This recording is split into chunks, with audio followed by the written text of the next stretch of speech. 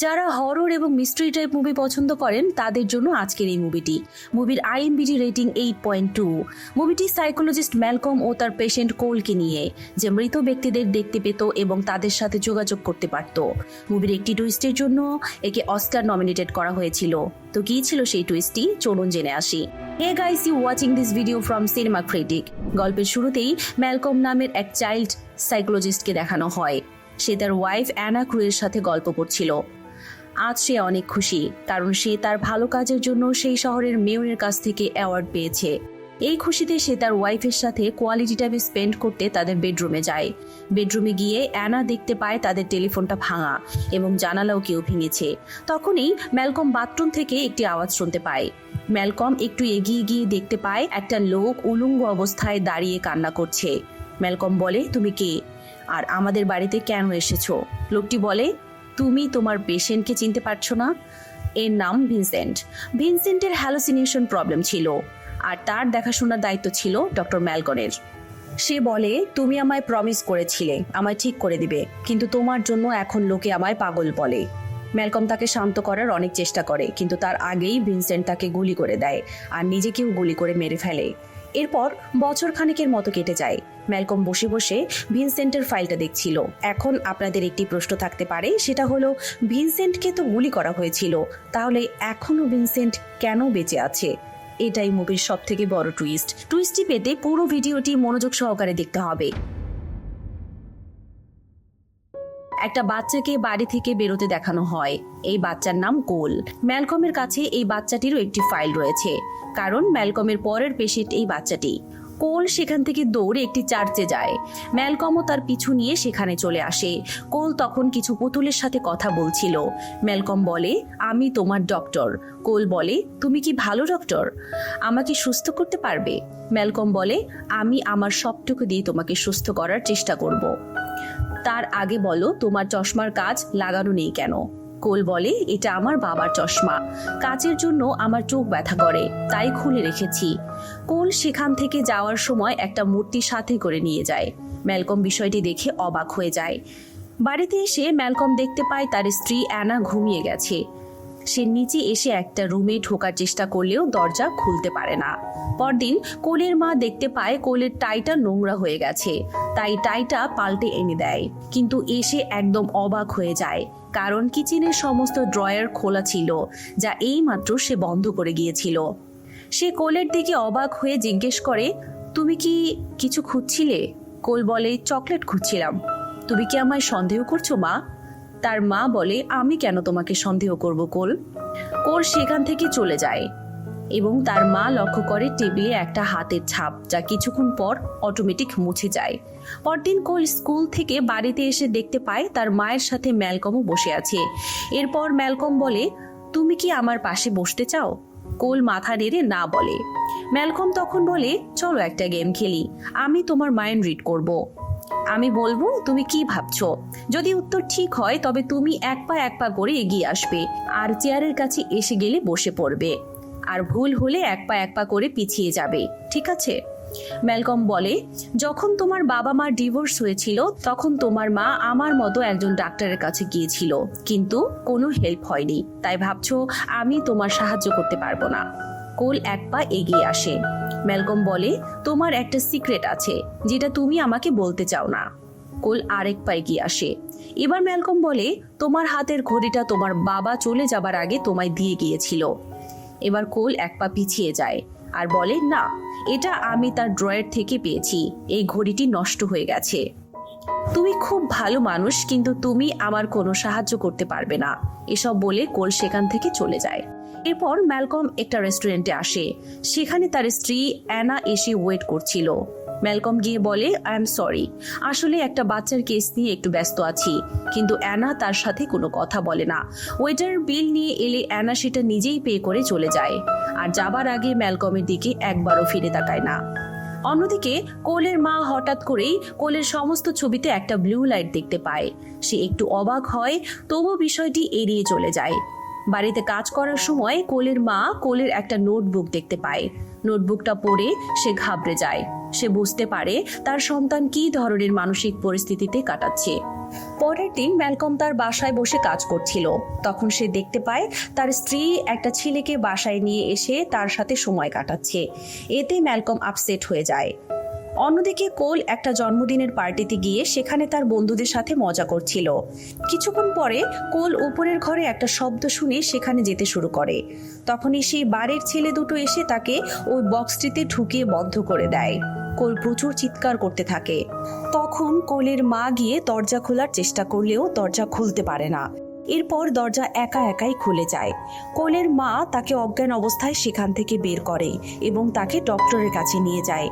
ম্যালকমও সেখানে আসে। ডক্টর কোলের মাকে সন্দেহ করে, কারণ কোলের শরীরে মারধরের দাগ দেখা যায়। কোলের মা বলে, আমি আমার সন্তানকে কিভাবে মারতে পারি। ম্যালকম কোলের কাছে যায় এবং তাকে গল্প শোনাতে থাকে। কোল তখন বলে, আমি তোমাকে একটা সিক্রেট বলতে চাই। আমি মৃত মানুষদের দেখতে পাই। এই কথা শুনে ম্যালকম অবাক হয়ে যায়। কোলের মা তাকে বাড়িতে নিয়ে আসে। তখন সে দেখতে পায় কোলের পিঠে কাটার দাগ রয়েছে। এটা দেখে সে কান্না করতে থাকে। আর সেই ছেলেগুলোর বাবা মাকে কল করে বলে, তাদের বলেন তারা যেন কোলের ওপর অত্যাচার করা বন্ধ করে। রাতে কোল অনেক ভয়ে ভয়ে বাথরুমে যায়। আর তখনই কেউ একজন তার পেছন দিয়ে চলে যায়।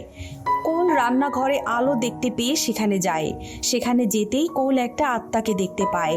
অনেক ভয় পেয়ে কোল দৌড়ে তার ঘরের লাল কাপড়ে তৈরি একটা টেন্টের মধ্যে ঢুকে যায়, যার ওপর লেখা রয়েছে ডু নট এন্টার।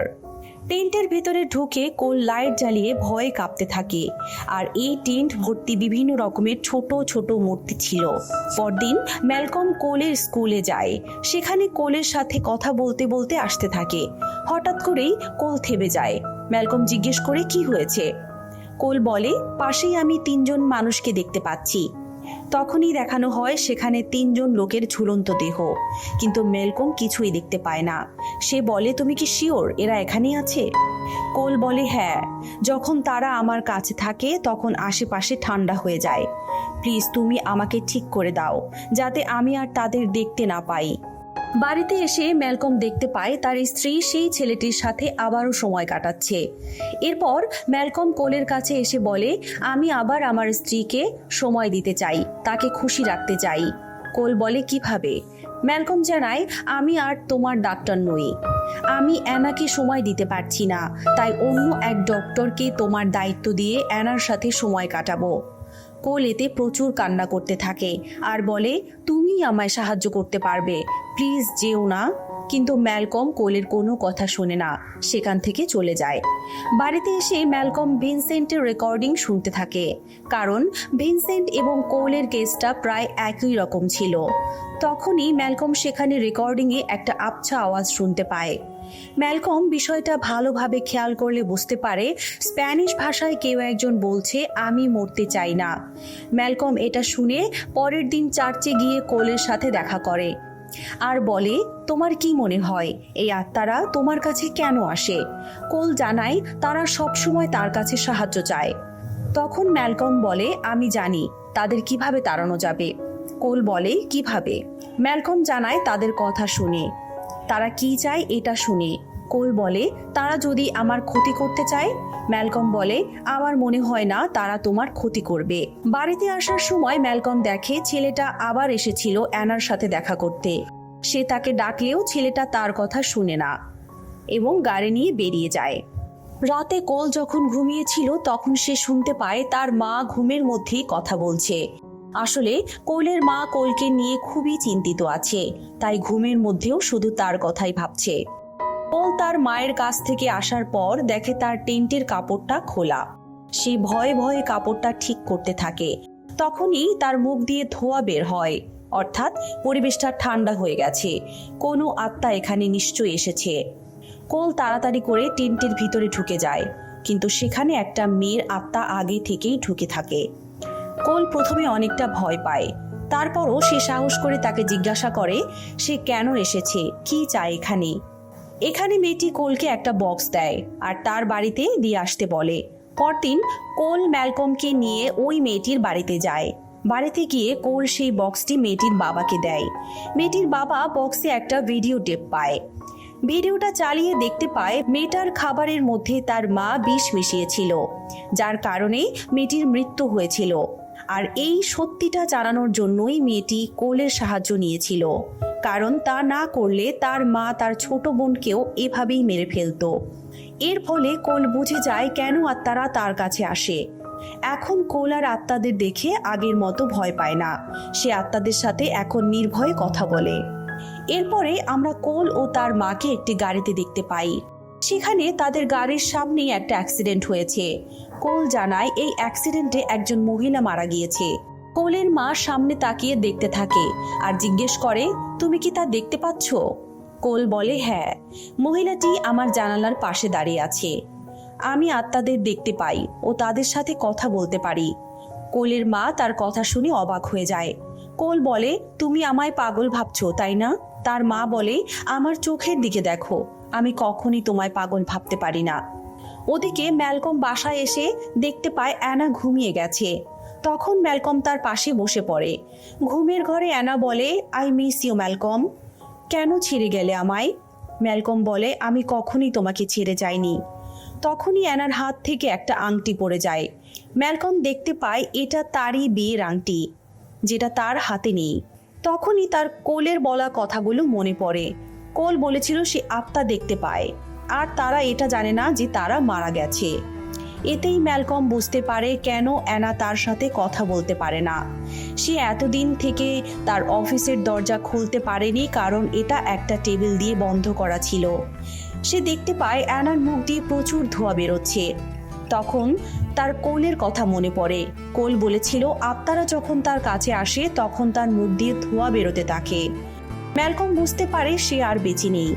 এতদিন তার আত্মার একটা উদ্দেশ্য ছিল, তার একটা ছেলেকে ঠিক করার ব্যর্থতার জন্য তার মৃত্যু হয়েছে। আর তার আত্মার এই পৃথিবীতে থাকার এটাই উদ্দেশ্য ছিল, সে যেন কোলকে সুস্থ জীবনে ফিরিয়ে আনতে পারে। আর সে এই কাজ সম্পন্ন করতে পেরেছে। আজকের গল্প এখানেই শেষ হলো। ধন্যবাদ।